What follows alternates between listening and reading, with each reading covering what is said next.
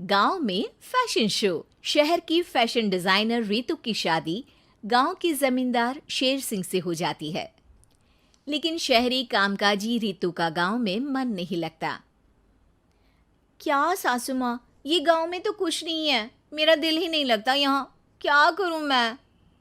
अरे बेटा, जहाँ पति का कारोबार बीवी तो वही अच्छी लगती है ना। अब हम लोग इतने पैसे वाले हैं कि गांव में मेरे बेटे लायक लड़की ही नहीं मिली।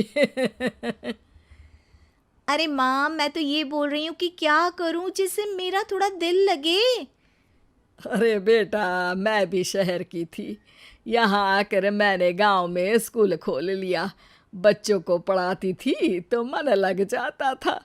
तू भी कुछ देख ले जिससे गांव की बहू बेटियों का भला हो जाए और तेरे जमींदार ससुर जी का नाम भी हो जाए।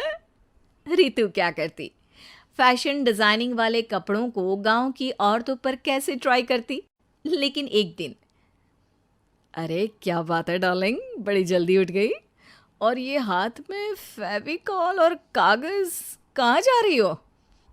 मैंने सोच लिया है कि मैं अपना फैशन बुटीक खोलूंगी। गांव की औरतों को सजा धजा कर फैशन शो करूंगी और यहाँ की औरतों को भी शहर के फैशन से वाकिफ करवाऊंगी। फैशन और यहाँ की औरतें, अरे इन लोगों को तो बस चूल्हा चौका आता है। खाली समय में एक दूसरे के सर से जुएं निकालती हैं या फिर अचार पापड़ बनाती है। इन लोगों के बस की नहीं है फैशन को समझना। लेकिन रितु मानती नहीं। वो पूरे गांव में पोस्टर चिपका देती है कि किसी को भी नए डिजाइन के कपड़े पहनने का शौक है तो जल्दी जमींदार की बहू से मिले। लेकिन रितु की दुकान में 2 दिनों तक तो कोई आता ही नहीं। पर एक दिन, अरे कमला, क्या हुआ, क्या देख रही हो? ये पुतला देख रहा है दीदी। क्या दिख रहा है इसमें ऐसा? अब देखो तो दीदी, ये पुतला मेरे जैसा ही है ना, पतला दुबला लंबा, बस मैं काली और ये गोरा। तू ये बता, इस पुतले के कपड़े तुझे कैसे लग रहे हैं? अरे कपड़े तो बहुत ही सुंदर है दीदी, लेकिन तू ना बस कल इसी समय आ जाना और अपने जैसी 2-3 और को भी ले आना।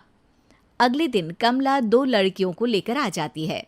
रितु उन लोगों को अपने हाथ के सिले कपड़े पहनाती है और घर भेज देती है। उन लोगों को गांव की दूसरी औरतें भी देखती हैं।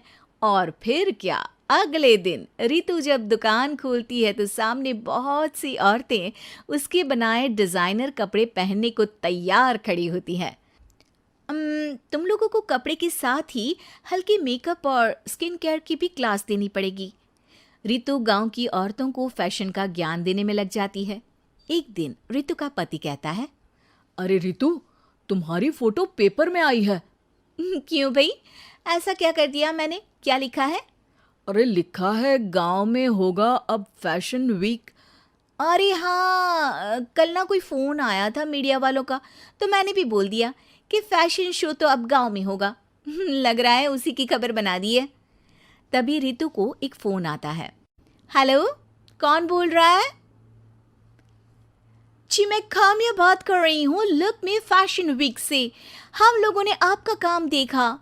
हम शहर वर्सेस गांव का फैशन थीम में एक फैशन शो आपके गांव में करना चाहते हैं। अरे वाह, ये तो बहुत ही अच्छी बात है। मैं अपनी मॉडल्स के साथ शो में हिस्सा ज़रूर लूँगी। बस अब क्या था।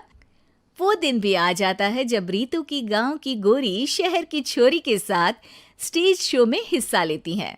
शो के बाद, अरे आपकी वो जो कलेक्शन है ना, मैं उसकी पूरी सीरीज खरीदना चाहती हूँ। सच में आपने वो कपड़े डिजाइन करे जो आज के लोग आसानी से घर और बाजार में पहन सकते हैं।